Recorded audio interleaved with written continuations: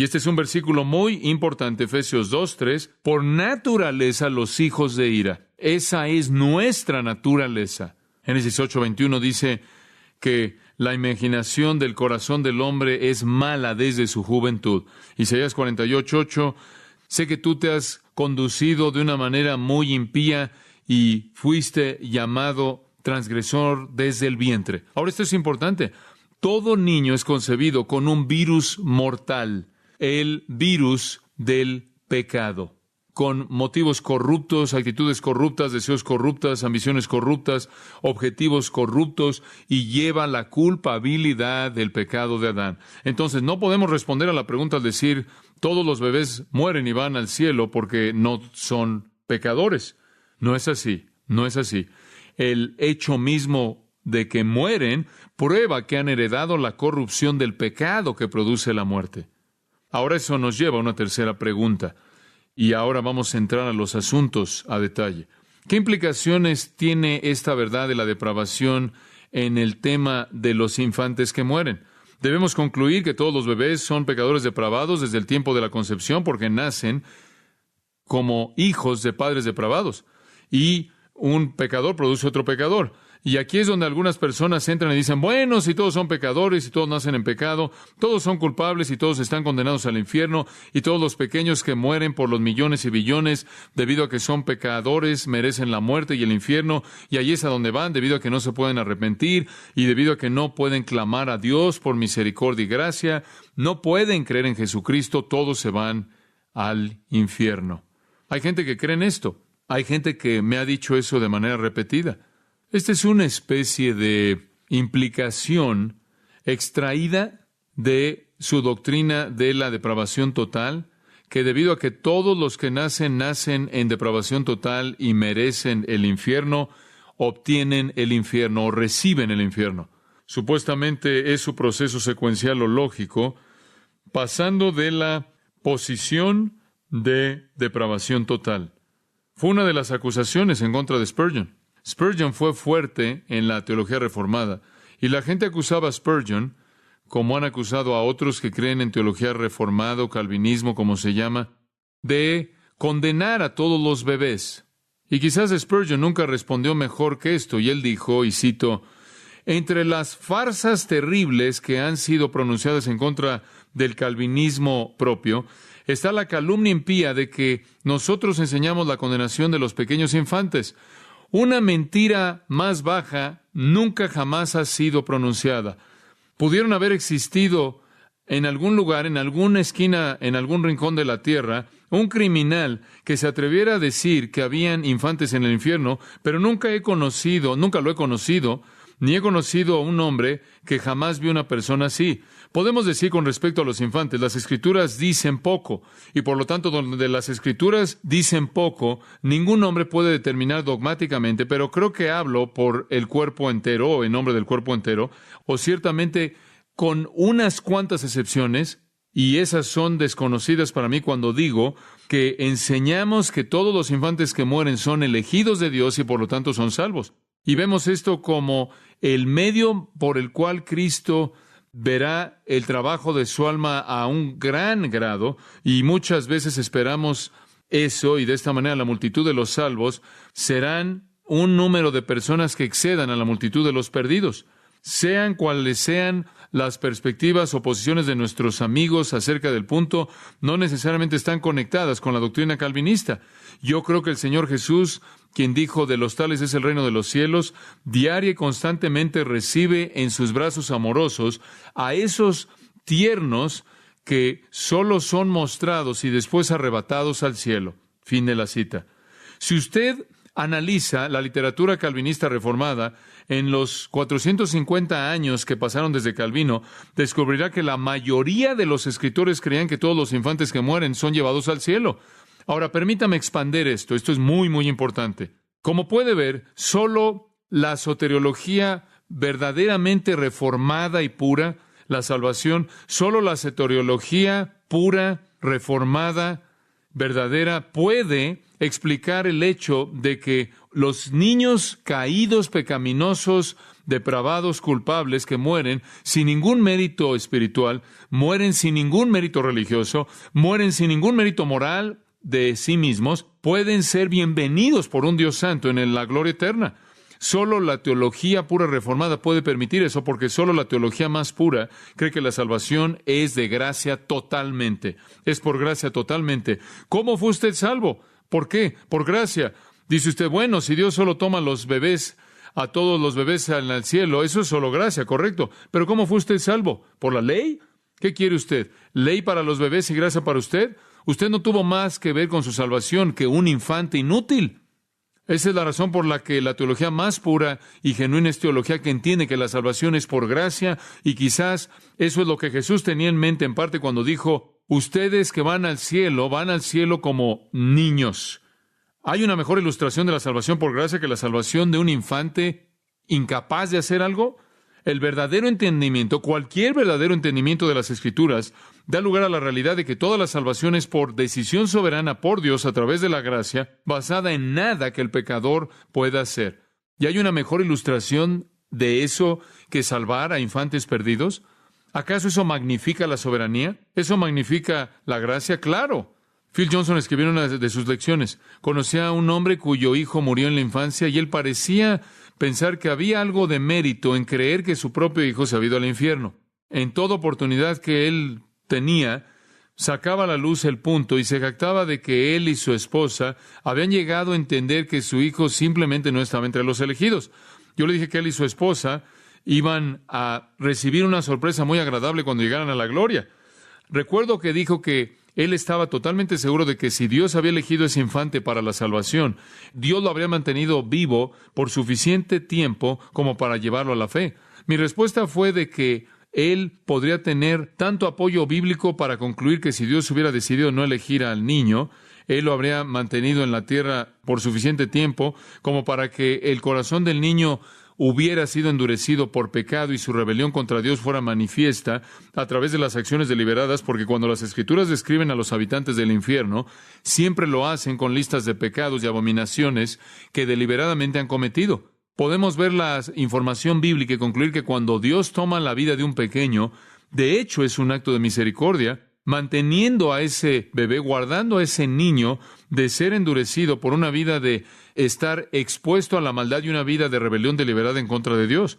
Una posición en este punto dice mucho acerca de la perspectiva de uno de Dios, y me gusta esto, y de su gracia. Y si usted entiende por naturaleza que Dios es un ¿qué? Salvador, ¿no hemos dicho eso una y otra y otra y otra vez? ¿No es esa la expresión más genuina de su corazón? ¿No está Jeremías llorando las lágrimas de Dios en Jeremías 13? ¿Acaso las Escrituras no están diciendo que Dios quiere que la gente sea salva, que no quiere que perezcan? ¿Cómo podemos creer eso si Él lleva a billones de infantes sin ayuda al infierno? A billones de infantes que no pueden hacer nada al infierno. ¿Es esta alguna magnificación de la gracia? ¿Es esta alguna ilustración de la gracia? Alguien más puede venir a este punto y decir, sí, pero Dios muestra gracia, pero solo a bebés bautizados. Esto es correcto, esto es luteranismo. Ahora, ciertamente tenemos mucho por qué agradecerle a Martín Lutero, pero el bautismo de infantes no es una de las cosas que le agradecemos. El catecismo de Lutero dice esto, y cito, el bautismo opera el perdón de pecados, libera de la muerte y el diablo, y da salvación eterna a todos aquellos que creen como la palabra de la promesa de Dios lo declara. Bueno, el bebé no puede creer. Y ahí es donde Lutero entró y dijo, bueno, la fe de alguien más, la fe vicaria por parte de sus padres, es contada a favor del bebé. Entonces los bebés bautizados van a ser salvos. Y la confesión de Augsburgo luterana dice, y cito, del bautismo los luteranos enseñan que es necesario para la salvación y que por el bautismo la gracia de Dios es ofrecida y que los niños deben ser bautizados, quienes por el bautismo siendo ofrecidos a Dios son recibidos en el favor de Dios. Fin de la cita.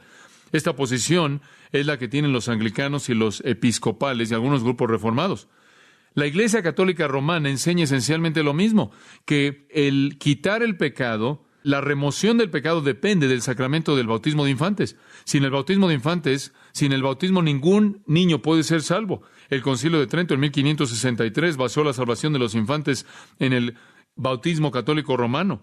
En 1951, Pío II enseñó que, y cito, ninguna otra manera fuera del bautismo es vista como impartir la vida de Cristo a los pequeños. El Catecismo Nuevo Católico dice, mediante el bautismo cristiano uno entra al reino de Dios y a la esfera de la obra salvadora de Cristo. Entonces, la respuesta de los sacramentalistas es que los bebés bautizados son salvos y los bebés no bautizados no lo son. Ahora, esto haría que la salvación no fuera un acto de gracia, sino un acto de obras. Y eso no da crédito a la gracia de Dios, y el punto entonces debe ser rechazado de manera abierta. En primer lugar, debido a que el bautismo de infantes no es mencionado o enseñado en las Escrituras, me acuerdo cuando estaba debatiendo a R.C. Sproul acerca del bautismo, y él es mi buen amigo, pero él no tenía un argumento. Entonces, cuando me preguntó si yo lo debatiría, yo dije, por supuesto. Y entonces, después de que presenté mi postura de esto y él dio la suya, él comenzó diciendo, ahora, MacArthur dice que el bautismo de infantes no está en la Biblia y tiene razón. No obstante, y empezó a hablar, si está usted tratando de encontrar el bautismo de infantes en la Biblia, no lo va a encontrar. El bautismo de infantes ciertamente sería una obra, y si los bebés son salvados en esa obra, entonces la salvación no es por gracia. Ahora, permítame resumir. Ninguna perspectiva de la salvación de infantes que niegue el pecado original y la depravación total es verdadera. ¿Entendió eso? Ninguna postura de la salvación de infantes que niegue el pecado original y de la depravación total es verdadera. Los bebés no están libres de pecado, son pecadores.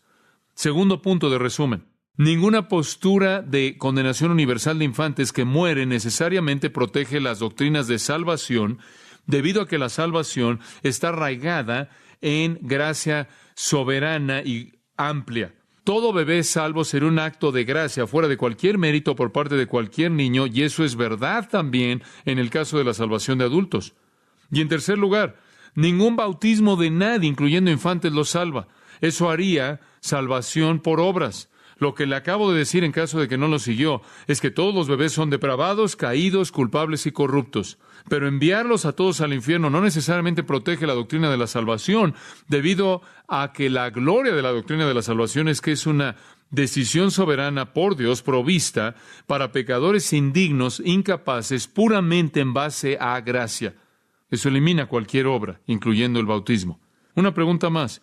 Si los infantes son salvos cuando mueren, ¿mediante qué? ¿Cuál es el medio por el que son salvos? Si aquellos que están retardados, que tienen un retraso mental, están discapacitados mentalmente, son disfuncionales y por lo tanto están en la misma categoría que un infante estaría, en la condición de no tener la capacidad de entender asuntos de la salvación, si son salvos cuando mueren, ¿por qué medios son salvos? ¿Por qué medios? Bueno, le voy a decir qué medios. Por la obra sacrificial de Jesucristo, porque ese es el único medio por el cual cualquier persona puede ser salva. Ahora escuche lo que digo. Dios ha predestinado a todos los que Él quiere a salvación, incluyendo a aquellos que están en la infancia. Esa salvación es por decisión soberana a través de gracia únicamente, aunque todos los infantes merecen juicio eterno debido a su culpabilidad y corrupción. Sus pecados fueron pagados por el sacrificio sustitutivo de Cristo en la cruz, en el cual Él llevó la ira de Dios no solo por todos los que podían creer, sino también por todos los que no podían creer. Realmente creo que solo los que entiendan la verdadera teología reformada pueden entender la redención de los pequeños, que encaja de manera tan hermosa, porque es todo soberanía y es todo gracia. B.B. Warfield, el gran teólogo de Princeton, escribió esto: el destino de los infantes que mueren es determinado de manera independiente de su decisión por un decreto incondicional de Dios, suspendido por su ejecución en base a ningún acto de ellos. Y su salvación es llevada a cabo mediante una aplicación incondicional de la gracia de Cristo a sus almas a través de la operación inmediata e irresistible del Espíritu Santo, previo a y fuera de cualquier acción de sus propias voluntades. Y si la muerte en la infancia depende en la providencia de Dios, es una certeza plena que Dios en su providencia, quien escoge a esta multitud vasta, que sean hechos participantes de su salvación incondicional. Esto no es más que decir que son predestinados de manera incondicional a la salvación desde la fundación del mundo. Si tan solo un infante muriendo en una infancia irresponsable fuera salvo, el principio arminiano entero es invertido. Si todos los infantes muriendo como tales son salvos, no solo la mayoría de los salvos, sino sin duda alguna la mayoría de la raza humana han entrado a la vida por un camino no arminiano. Una pequeña broma ahí. Lo que él está diciendo es cualquier persona que tiene un sistema arminiano, en su sistema tiene alguna contribución a la salvación hecha por el individuo. Y esto es parte de Dios y parte de nosotros. Y esa es la razón por la que él busca decir que es solo un entendimiento puro de la doctrina de salvación que puede decir que es todo de Dios y todo de gracia, que puede explicar la salvación de estos pequeños. Y rápidamente añadiría que la salvación no es independiente de Cristo, es a través de Cristo, y Él, como Warfield dice, es el que lleva sus pecados en su propio cuerpo